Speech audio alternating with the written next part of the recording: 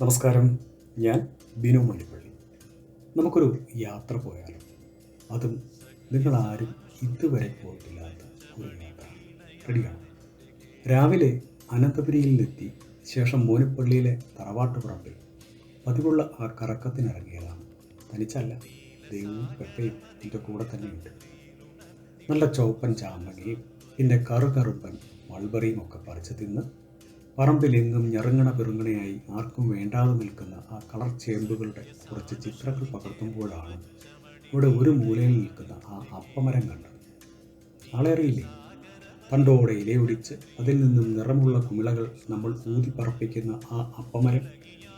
ആ കുമിളപ്പണി ചെയ്തതിന് ചെറുപ്പത്തിൽ നല്ല തല്ലും കിട്ടിയിട്ടുണ്ട്. കാരണം ആ കറയുണ്ടല്ലോ, അത് കണ്ണിലെങ്ങാൻ പോയാൽ വലിയ അപകടമാണത്രേ. അതുകൊണ്ട് തന്നെ കുമിളകൾ ഊതുമ്പോൾ കാറ്റിന് പുറം തിരിഞ്ഞു നിന്ന് വേണം അത് ചെയ്യാൻ. ആ സൂത്രപ്പണി പെപ്പയെ കാണിക്കുമ്പോഴാണ് നമ്മുടെ സ്റ്റോൺ അവൻ്റെ ദോസ്തുമായി എത്തിയത്. ചുമ്മാ കയർ സ്റ്റോണേ എന്നായി അവൻ. എങ്ങോട്ടാ എന്ന് ചോദിക്കാൻ നിൽക്കാതെ ഞങ്ങൾ മൂന്നും കയറി.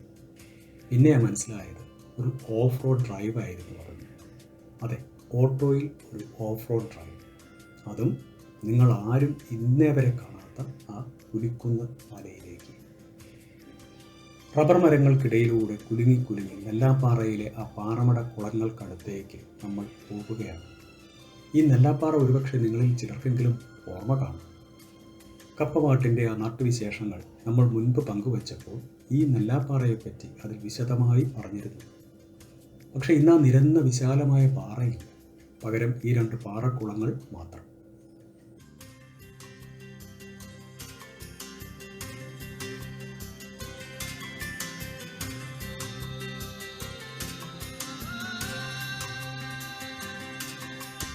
ഹരിതഭംഗികളിയാടിടുന്ന വയലേലകൾക്കു നീർക്കുടവുമായി, ഹരിതഭംഗികളിയാടിടുന്ന വയലേലകൾക്കു നീർക്കുടവുമായി, നാട്ടിലാകെ നടമാടിടും നിതാ പാട്ടുകാരികൾ ചോലകൾ.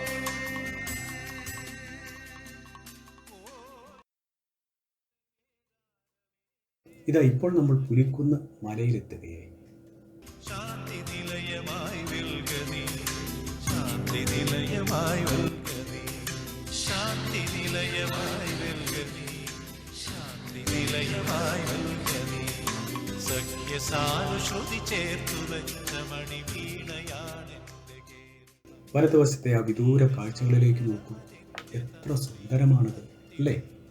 ശരിക്കും ഒരു ഹിൽ സ്റ്റേഷൻ പ്രതീതി. മഴക്കാറില്ലാത്ത വൈകുന്നേരങ്ങളിൽ അസ്തമയത്തിൻ്റെ ആ നിറച്ചാർത്തുകൂടി എത്തുമ്പോൾ ഈ കാഴ്ച ഇനിയും എത്രയോ സുന്ദരമായിരിക്കും. ഞങ്ങൾ ഓട്ടോ നിർത്തിയിറങ്ങി കുറച്ച് നടക്കാൻ തീരുമാനിച്ചു. വശങ്ങളിൽ കൂമുള്ള് അങ്ങനെ വല്ലാതെ വളർന്നു നിൽക്കുന്നു. പണ്ട് വാഴക്കൂമ്പുകളിൽ നിന്നും തേൻ നൂരാനെത്തുന്ന പാവം വവ്വാലുകളെ പിടിക്കാൻ നീളൻ തോട്ടിയുടെ അറ്റത്ത് ഇവനെ വെച്ച് കെണികളുണ്ടാക്കിയിരുന്നത് ഓർമ്മ വന്നു. എന്തിനായിരുന്നോ എന്തോ അതൊക്കെ. അപ്പോഴേക്കും ഇല്ലാത്ത വഴിയിലൂടെ ദോസ്ത് ദാ വരുന്നു. അവിടെ കുറച്ചു സമയം കൂടി ചിലവഴിക്കണം എന്നുണ്ടായിരുന്നുവെങ്കിലും ഉച്ചയ്ക്ക് ശേഷം മറ്റൊരു നാട്ടുയാത്ര കൂടി പ്ലാൻ ചെയ്തിരുന്നതിനാൽ ഞങ്ങൾ മടങ്ങി. ഇപ്പോൾ ആ വിദൂര കാഴ്ചകൾ ഇടതുവശത്തായി.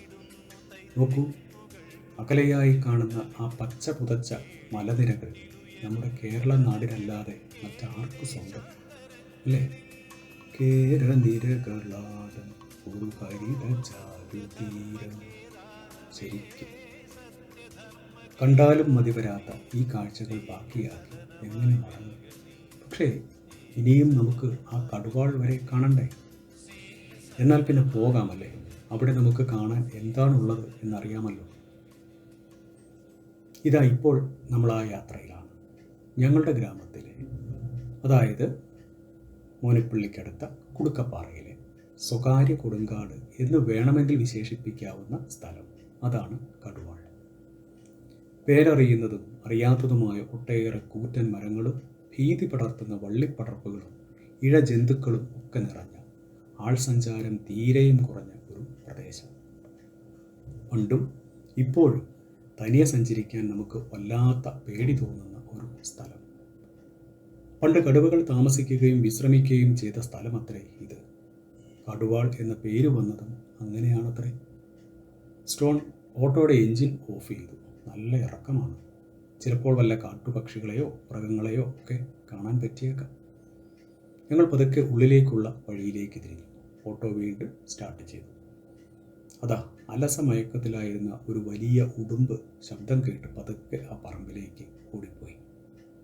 കുറച്ചുകൂടി ചെന്നപ്പോൾ ഞങ്ങൾ ഓട്ടോ നിർത്തി പുറത്തിറങ്ങി. നന്നായി സൂക്ഷിക്കണം, വിഷപ്പാമ്പുകൾ ധാരാളമുള്ള സ്ഥലമാണ്. കുടപ്പനകളും കാളിപ്പനകളും ഇരുകൂളുകളും ഒക്കെ അങ്ങനെ ഇടതൂർന്ന് വളർന്നു നിൽക്കുന്നു. ഈന്തുമരങ്ങളാകട്ടെ നിറയെ കായ്കളോടെ. നിങ്ങൾ ഈന്തങ്ങ കൊണ്ട് വട്ടയപ്പം ഉണ്ടാക്കി കഴിച്ചിട്ടുണ്ടോ? വല്ലാത്ത ഒരുതരം അഡിക്റ്റീവ് രുചിയാണതിന്. പിന്നെ ഈന്തങ്ങ ചതച്ചിട്ട ഒപ്പം കപ്പയും ചേമ്പും ചേനയും അടകാപ്പും കാച്ചിലുമൊക്കെ ചേർന്ന ആ സംക്രാന്തി കൂട്ടുപുഴുക്ക്, നന്നായി വെളിച്ചെണ്ണ ഒഴിച്ച കാന്താരി മുളക് ചമ്മന്തിയും കൂട്ടി ആ പുഴുക്ക് കഴിക്കുമ്പോൾ ആഹാ, ആ രുചി ഇപ്പോഴും അതേപോലെ ഈ നാവിൻ തുമ്പിലുണ്ട്. പക്ഷെ ഒരു കാര്യമുണ്ട് കേട്ടോ, നല്ല രീതിയിൽ വിഷം അഥവാ കട്ട് ഉള്ളതാണ് ഈ ഈന്തങ്ങ.